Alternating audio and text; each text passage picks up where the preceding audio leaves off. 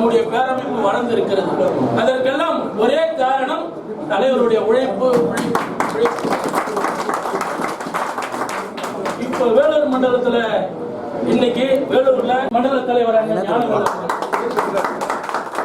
எதையுமே எதிர்பார்க்காமல் கடந்த ஒரு 25-30 ஆண்டுகளாக நம்முடைய தெய்வ திரு மண்டல தலைவர் இணைந்து இந்த மாவட்டங்களை இவர் வேலூர் மட்டும் மாவட்ட தலைவராக இருந்தாலும் அண்ணன் மண்டல தலைவர் கிருஷ்ணனோடு இந்த மண்டலம் முழுமையாக சுற்றுப்பயணம் செய்து அனைத்து வணிகர்களிடம் ஒரு அன்பை பொழிந்து அவர்களுடைய அந்த நட்பை பெற்று இந்த சூழ்நிலையில் அவருக்கு உறுதுணையாக செயலாளர், பொருளாளர், நம்ம இளைஞர் எல்லாம் இருக்கிறாங்க. எப்பயுமே பார்ப்போம், இவங்க 4 பேர் எந்த கூட்டத்துக்கு இருந்தாலும் சரிங்க, தவறாம மாநிலத்தில் எந்த கூட்டம் வந்தாலும், அது ஊட்டியில் இருந்தாலும் சரி, கொடைக்கானல் இருந்தாலும் சரி, கன்னியாகுமரி இருந்தாலும் சரி, இந்த 4வரும் அந்த கூட்டங்களில் முழுமையாக பங்கேற்று என்னோடு வருகின்ற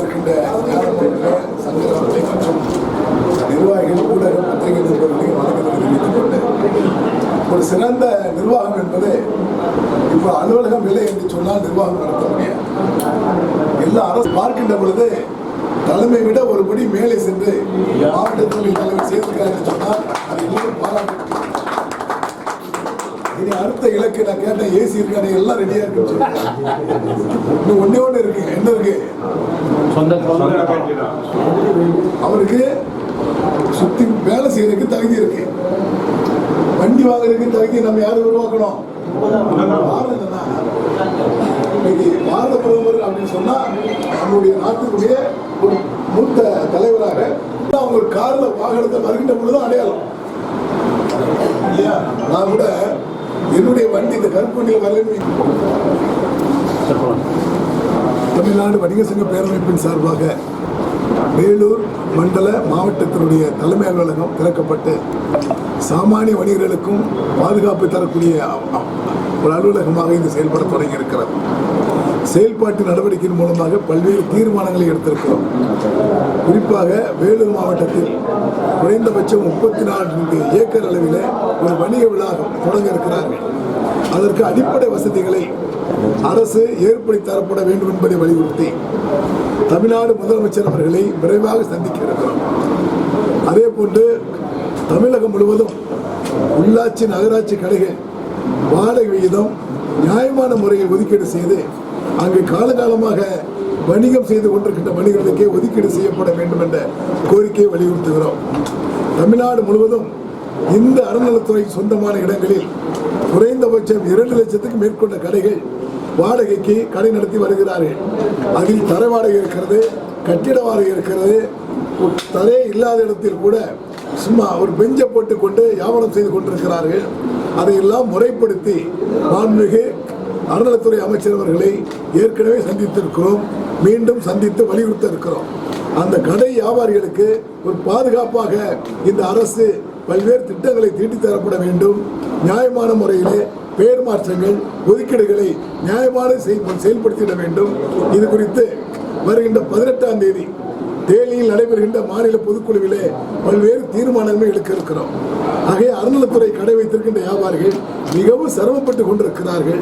அதை தீர்க்கக்கூடிய வகையில் மாண்புமிகு அமைச்சர் அவர்களும் தமிழ்நாடு முதலமைச்சர் அவர்களும் அழுத்தம் தரப்பட வேண்டும் என்பதை தமிழ்நாடு வணிக பேரமைப்பு வலியுறுத்துகிறார்.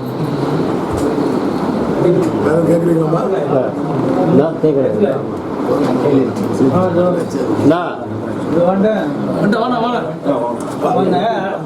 அறநிலைத்துறை கடைகளுக்கு நீங்க அப்படியே நீடித்து தரணும்னு சொன்னீங்களா? இல்ல, அதாவது நிறைய கடைகள் பார்த்தீங்கன்னா ஒதுக்கீடு செய்தவங்க பேர்ல கடை இருக்கும். இப்ப நடைமுறையில் இருக்கிறவங்க பேருக்கு இருக்காது. அதை மாற்றம் செய்ய டிரான்ஸ்ஃபர் பண்ணி தரணும். டிரான்ஸ்ஃபர் பண்ணும்போது என்ன கேட்குறாங்கன்னா, அதிகப்படியான வாடகை உயர்த்தி கேட்குறாங்க, அதிகப்படியான டெபாசிட் கேட்குறாங்க. இதெல்லாம் பிடிக்க முடியாது. ஏன்னா ஒரு அறநிலைத்துறை கடைகள் என்பது அந்த காலத்தில் கோயிலுக்கு வரக்கூடியவர்களுக்கு ஒரு வழிகாட்டுதலாக விளக்கேற்றிக்கிட்டு அங்கே வரக்கூடிய கற்பூரம் அந்த பூஜை சாமன் ஒத்துக்கிட்டு இருந்தாங்க. இது படிப்படியாக விரிவு செய்யப்பட்டு பல தொழில்கள் செய்துக்கிட்டு இருக்காங்க. அவர்களெல்லாம் பாதுகாக்கக்கூடிய கடமை அறநிலைத்துறைக்கு இருக்கிறது. இப்போ அறநிலைத்துறையில அந்த காலத்துல முஸ்லீம்கள் கொடுத்துருப்பாங்க, இப்ப அவங்களுக்கு வெளியேற்றணும்னு சொல்றாங்க.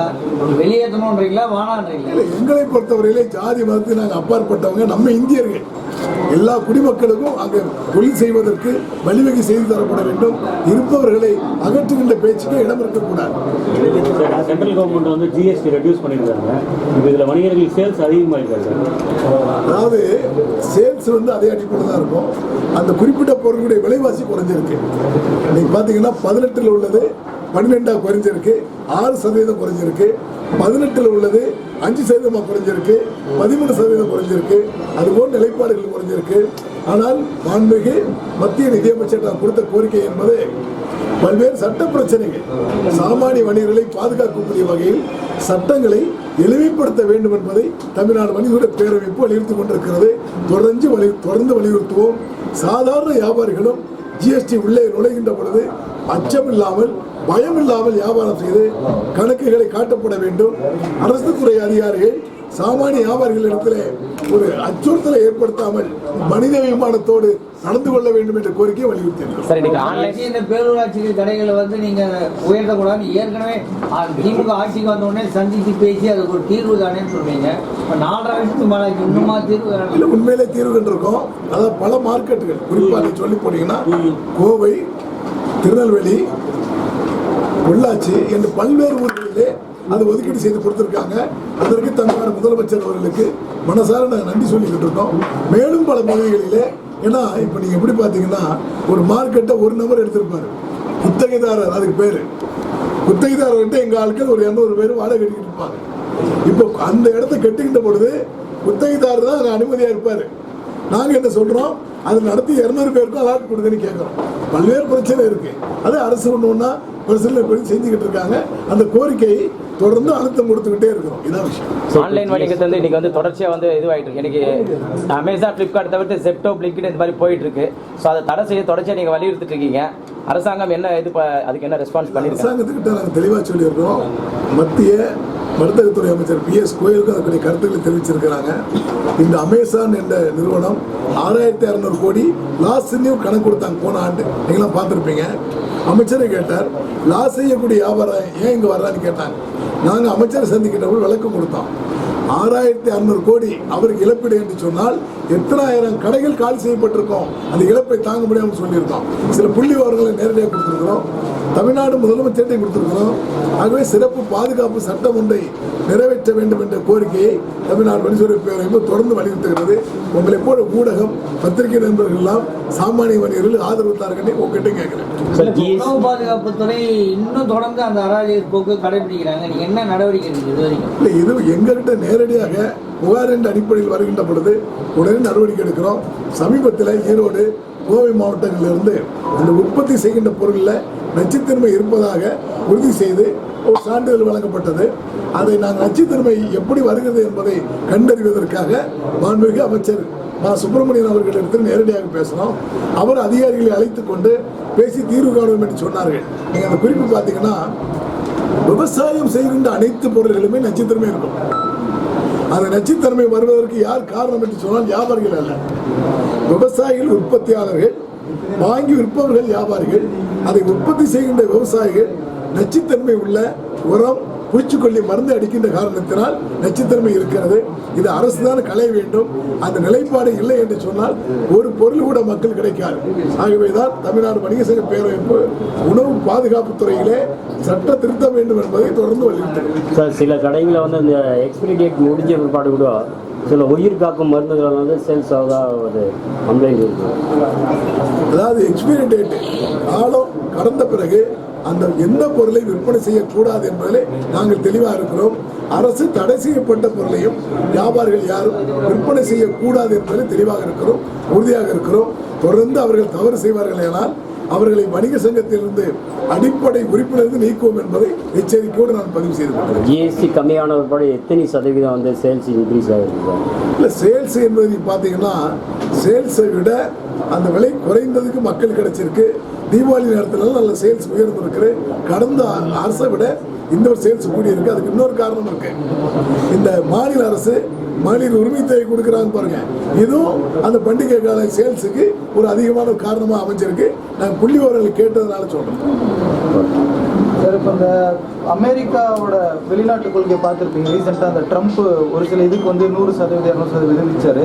அதுக்கு இந்த ஹோட்டல் உரிமையாளர் சங்கம் சார்பாக அந்த கூல் ட்ரிங்க்ஸு உள்ளிட்ட பொருட்களுக்கு வந்து அவங்க நாங்கள் வாங்க மாட்டோம்னு சொல்லிட்டாங்க. ஸோ அந்த மாதிரி நம்ம சைட்லேருந்து ஏதாச்சும் வச்சுருக்கோம்? அதாவது ஏற்கனவே ஜல்லிக்கட்டு போராட்டத்தோட அந்த நச்சுத்தன்மை உள்ள குளிர்பானம் என்பதை தடை செய்யப்பட வேண்டும் என்பதை நாங்களும் கடுமையாக வலியுறுத்தினோம். ஆனால் பொதுமக்கள் மக்கள்கிட்ட ஒரு ஆதரவு குறைவாக இருக்கிறது. நாங்கள் தடை செய்வதற்கு தயாராக இருக்கிறோம். மக்கள் புறக்கணிப்பதற்கு தயாராகப்பட வேண்டும். குறிப்பாக இன்றைக்கு பார்த்தீங்கன்னா அரிசிக்கு அதிக வரி விதிப்பதாக ட்ரம்ப் எச்சரித்திருக்கிறார். ட்ரம்ப் யாருன்னு கேட்டீங்கன்னா உலக ரவுடியா இருக்காரு. அவர் வந்து நம்மளுடைய அரிசியை விற்பனைக்கு தடை செய்யப்பட வேண்டும் மிரட்டி பணி வைக்க பார்க்கிறார். நம்முடைய அரசு மிரட்டலுக்கு பணியாமல் பணி செய்து கொண்டிருக்கிறோம். ஆகவே உள்நாட்டு உற்பத்தியாளர்களுக்கு நாங்கள் கடுமையாக கை கொடுக்க தயாராக இருக்கிறோம். வெளிநாட்டு நிறுவனத்தினுடைய நச்சுத்தன்மை உள்ள குளிர்பானங்களை அதை முழுமையாக தடை செய்வதற்கு வருகின்ற 18ஆம் தேதி நடைபெறுகின்ற எங்களுடைய மாநில பொதுக்குழு கூட்டத்திலே தீர்மானம் எடுப்பதாக இருக்கிறோம். அதே சமயம் இந்த தேர்தல் திருச்சியிலையும் சொல்லியிருந்தீங்க. உங்களோட தேர்தல் அந்த எங்களுடைய கோரிக்கையை நிறைய கோரிக்கைகள் எடுத்துக்கிட்டே இருக்கிறோம். இப்போ மாவட்ட வாரியாக ஆய்வு செய்து அந்த கோரிக்கைகள் அரசியல் கட்சிக்கு தரப்படும். அவர்கள் எந்த செயல் திட்டத்தை எடுக்கப் போகிறார்கள் என்பதை பார்த்து எங்கள் திசை காட்டுத்திற்கு கருவி யாரை குறிகாட்டுதோ அவர்கள் வெற்றி பெறுவார்கள். ரொம்ப மேஜரான 2 பாயிண்ட் எதை நீங்கள் குறிப்பிடுவீங்க? ஒன்று, ஜிஎஸ்டியில் எங்கள் நிறைய சட்ட திருத்தங்கள் கட்டாயம் வேணுங்க.